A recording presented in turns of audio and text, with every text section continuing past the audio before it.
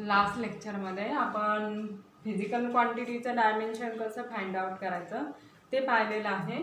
Today we see the uses of dimensional analysis. There are 3 uses of dimensional analysis. First is to check the correctness of physical equation. Physical इक्वेशनचं correctness check करण्यासाठी dimensional ॲनालिसिसचा use होतो. Second, to establish the relationship between related physical quantity. Related physical क्वांटिटीमधील relation establish करण्यासाठी dimensional ॲनालिसिसचा use होतो. आणि third, to find the conversion factor between the units of the same physical quantity in two different system of units. दोन different system of units आहे आणि same physical क्वांटिटीचं दोन सिस्टीममधील युनिट हे कसं राहतं डिफरंट, आणि त्यांच्यामधील रिलेशन फाइंड आउट करण्यासाठी काय होतो डायमेन्शनल ॲनालिसिसचा यूज होतो. तर त्यामध्ये आपण पहिलं पाहू, to check the correctness of physical equation. First, to check the correctness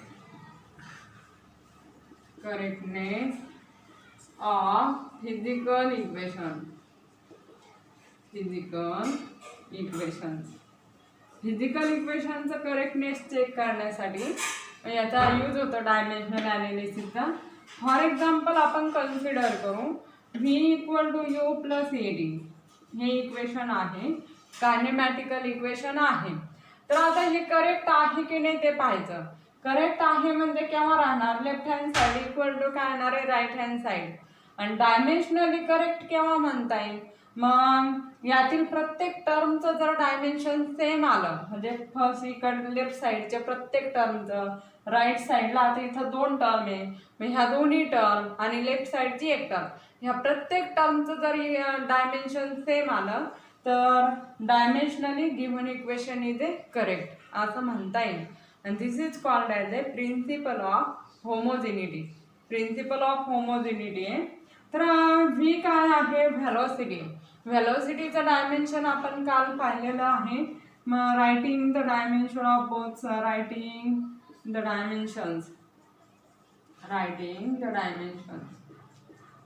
dimensions लिहू आपण प्रत्येक टर्मचं, एवढी टर्मचं लिहायचं आहे. डायमेन्शन ऑफ v म्हणजे व्हेलॉसिटीचं डायमेन्शन, म्हणजे डिस्प्लेसमेंट अपॉन टाइम. हे काय व्हेलॉसिटीचा फॉर्म्युला आहे. मग 1 इन लेंथ आणि -1 इन काय टाइम. मास आहे का त्यात नाही आहे, 0 इन मास आणि -1 इन टाइम. हे काय आहे व्हेलॉसिटीचं डायमेन्शन. v काय आहे फायनल व्हेलॉसिटी. आता u काय आहे initial velocity. u equal to u initial व्हेलॉसिटीच आहे, मग त्याचं डायमेन्शन सुद्धा काय होणार आहे 1 in length, 0 in mass, -1 in time. तेवढंच डायमेन्शन येणार. Called as equation 2. नंतरचा आता थर्ड टर्म, डायमेन्शन ऑफ काय ईटी, ॲक्सेलरेशन इंटू टाइम आहे. मग ॲक्सेलरेशनचं डायमेन्शन आपण पाहिलेलं आहे, मीटर पर सेकंड स्क्वेअर काय याचा युनिट आहे, किंवा मग व्हेलॉसिटी अपॉन टाइम असं सुद्धा आपल्याला लिहिता येईल. मग काय येणार आहे 1 इन लेंथ, 0 इन मास आणि -2 इन काय टाइम. किंवा इथं मासचं नाही लिहिलं, नुसतं dimension 1 in length -1 in time असं लिहिलं तरी चालेल. आणि इंटू इथं काय टाइम आहे, टाइमचं डायमेन्शन काय येणार आहे 1 इन टाइम येणार, कारण इंटू टाइम आहे. मग आपण जसं इंडायसिसचे रूल वापरतो, a raise to m into b raise to n it is equal to काय घेतो आपण a raise to m into a raise to n. a raise to काय येणार आहे m प्लस n, म्हणजे पॉवरची आपण काय करतो ॲडिशन करतो. तर मग काय येणार आहे इंडायसिस रूल वापरता येईल. सेम बेस असलेलं काय एकच येणार आहे. इथं 0 इन मास येणार, -2 आणि +1 किती येणार आहे -1 येणार. Called as equation 3. आता इक्वेशन 1, 2 आणि 3 पहा, त्यातील प्रत्येक टर्मचं डायमेन्शन कसं आलं सेम आलं, म्हणजे हे इक्वेशन डायमेन्शनली काय म्हणता येईल करेक्ट आहे. मग from equation 1 and 2, from equations 1, 2 and 3, dimensions of every term are same. Therefore, given equation is dimensionally correct.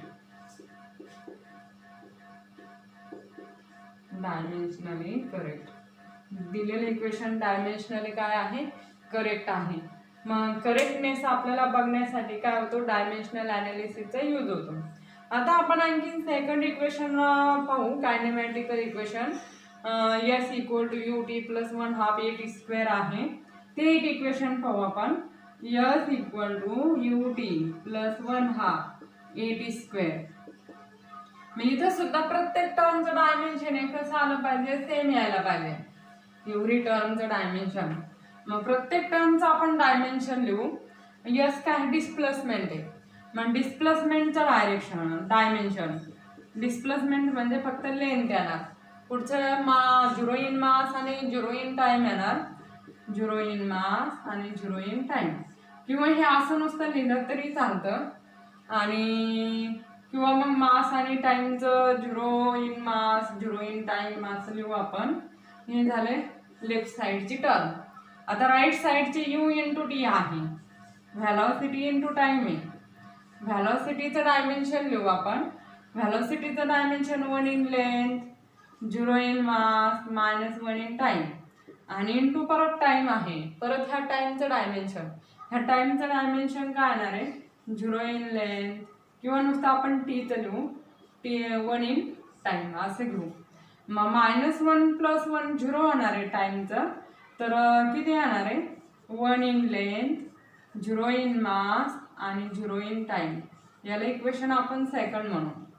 नंतर ही थर्ड टर्म 1/2 कसं आहे, डायमेन्शन लेस आहे, त्याला काही डायमेन्शन नाही आहे कारण तो कॉन्स्टंट नंबर आहे. मग कशाचं आपल्याला डायमेन्शन, at²चं डायमेन्शन. नंतर dimension of at². It is equal to एचं डायमेन्शन किती, 1 in length, 0 in mass, -2 in time. Acceleration आहे, ॲक्सेलरेशनचं डायमेन्शन आणि t² आहे म्हणजे टीचा स्क्वेअर. मग टीचा पॉवर 1 आणि त्याचा स्क्वेअर म्हणजे 2 इन काय होणार आहे, टाइम होईल. 2 इन टाइम.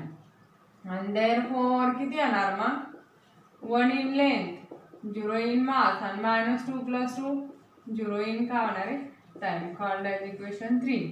मग फ्रॉम इक्वेशन्स 1, 2 and 3, 1, 2 आणि 3 वरून प्रत्येक टर्मचं पहा डायमेन्शन कसं आलं, सेम आलं. 1 in length, 0 in mass, 0 in time second इक्वेशनमध्ये आणि थर्ड इक्वेशन. म्हणजे एव्हरी टर्मचं डायमेन्शन सेम आलं. Therefore this equation is dimensionally correct. म्हणजे दिलेल्या इक्वेशनचं करेक्टनेस बघण्यासाठी आपल्याला काय, डायमेन्शनल ॲनालिसिसचा यूज होतो. आणखीन तुम्ही काय करा, व्हेरीफाय करून पहा. तिसरं इक्वेशन आपलं कायनेमॅटिकल झालेलं आहे. v² = u² + 2as.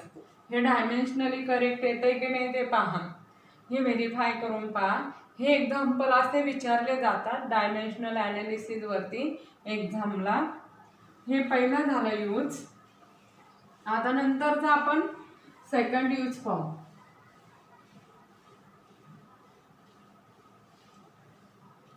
सेकंड काय आहे, सेकंड आहे to establish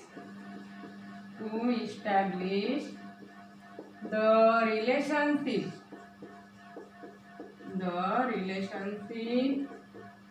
between related physical quantities. Related physical quantities मधील रिलेशन इस्टॅब्लिश करण्यासाठी यूज होतो.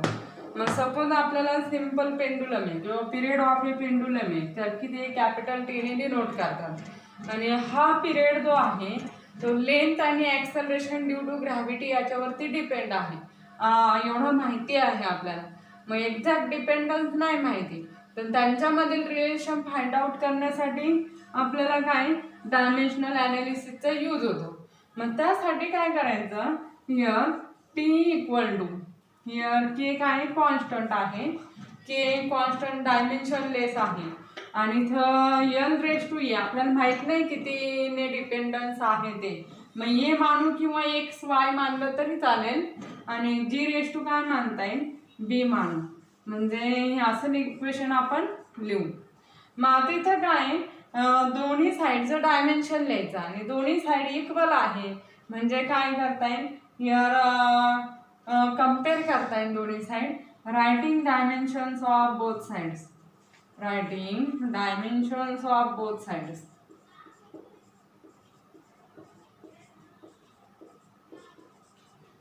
दोन्ही साइडचं आपण काय करू डायमेन्शन लिहू. मग इकडं पिरियड आहे, पिरियडचं डायमेन्शन म्हणजे 1 इन काय येणार आहे टाइम येणार, म्हणजे देअरफॉर काय येणार आहे 1 in time it is equal to k constant आहे, k is a dimensionless, k is dimensionless. मग लेंथ आहे, लेंथ म्हणल्यानंतर फंडामेंटल क्वांटिटी काय येणार आहे यल, यल रेस टू काय इथं ए, एम पॉवर काय झिरोच आहे आणि टाइमचं सुद्धा काय आहे 0 आहे. एवढंच लिहिलं आपण, फक्त एक एकच टर्मचं लिहिलं. ॲक्सेलरेशनचं डायमेन्शन काय, ॲक्सेलरेशनचं unit metre per second square म्हणजे 1 इन लेंथ आणि -2 in time, 1 in length -2 in time. Raise to किती आहे बी आहे, आपण हे मानू. 0 इन काय येणार आहे मास येणार, मी काय ते लिहिलं नाही, असं लिहिलं तरी चालतं. आणि देअरफॉर काय करता येईल आता इंडायसेस रूल वापरू आपण, पॉवरचा पॉवर याचा पॉवर 1 आहे आणि 1 इंटू ए येणार, पॉवरचा पॉवर आपल्याला काय मल्टिप्लिकेशन घेतात. मग देअरफॉर काय here 1 in time it is equal to l raise to a येणार आणि इथं बी इंटू 1 काय येणार आहे बी आणि इथं काय येणार आहे -2b असं येणार. आणि दोन्ही साईड इक्वल आहे, डायमेन्शन म्हणजे काय इक्वल आहे म्हणल्यानंतर काय होणार आहे, हे पॉवर कसे राहतील इक्वल राहतील करस्पॉन्डिंग क्वांटिटीचे. मग लेंथचं पॉवर आपण अगोदर हे सिम्प्लिफाय करू, इथं लेंथ आहे इथं लेंथ, इथं ए पॉवर आहे इथं काय बी आहे, एल रेस टू काय येणार आहे ए प्लस बी होईल, ॲडिशन होईल, मल्टिप्लिकेशन आहे इथं आणि इथं टी रेस टू काय इकडं काहीच नाही -2b तसंच घेता येईल. आणि दोन्ही साइड काय करता येईल आता कम्पेअर करता येईल. On comparing both sides, on comparing both sides, दोन्ही साइड्स आपण कम्पेअर करू, वी गेट. तर काय मिळालं आपल्याला इकडे एल आहे का नाही आहे 0 पॉवर आहे, म्हणजे आपण असंही लिहू शकतो हे 0 इन लेंथ असंही लिहिता येईल. मग कम्पेअर केल्यानंतर ए प्लस बी इक्वल टू आपल्याला काय मिळतं 0 मिळतं, पॉवर कसे राहणार आहे सेम राहणार. अँड दुसरं इक्वेशन -2b इक्वल टू काय मिळणार आहे आपल्याला 1 मिळतं अँड -2b इक्वल टू 1. म्हणजे याच्यावरून काय येणार आहे ए इक्वल टू किती -b and B equal to किती मिळतं -1/2 एवढं मिळतं आहे. मग ए इक्वल टू -b आहे, देअरफॉर ए इक्वल टू काय आहे मायनस हिअर आणि इन ब्रॅकेट -1/2 तर किती येतं +1/2 येतं, एवढं आलं एची व्हॅल्यू. मग ए इक्वल टू 1/2 आणि बी इक्वल टू काय -1/2 आहे. मग हे कशामध्ये टाकायची ही व्हॅल्यू इक्वेशनमध्ये, इक्वेशन 1 मध्ये टाकायची. Therefore equation 1 becomes as, equation 1 becomes as. मग यात टाकू आपण T equal to K into L raise to काय येणार आहे +1/2 आहे आणि जी रेस टू काय -1/2. मग -1/2 म्हणल्यानंतर जी खाली घेतल्यानंतर +1/2 होणार, म्हणजे काय लिहिता येईल आपल्याला एल रेस टू 1/2 आपण काय लिहिता येईल जी रेस टू काय हाफ पॉवर म्हणजे स्क्वेअर रूटमध्ये लिहिता येईल, अंडर रूटमध्ये काय लिहिता येईल एल अपॉन जी. म्हणजे therefore T equal to K into in under root काय एल अपॉन जी एवढं इक्वेशन येतं. आणि याची जी व्हॅल्यू आहे एक्सपेरिमेंटली काढतात ते कॉन्स्टंटची व्हॅल्यू एक्सपेरिमेंटने फाइंड आउट करतात आणि experimentally it is found that K equal to किती आहे 2π आहे, के ची व्हॅल्यू 2π. ते आपण टाकलं तर आपल्याला इक्वेशन काय मिळणार t equal to 2π into in under root l upon g. हे काय इक्वेशन मिळालं.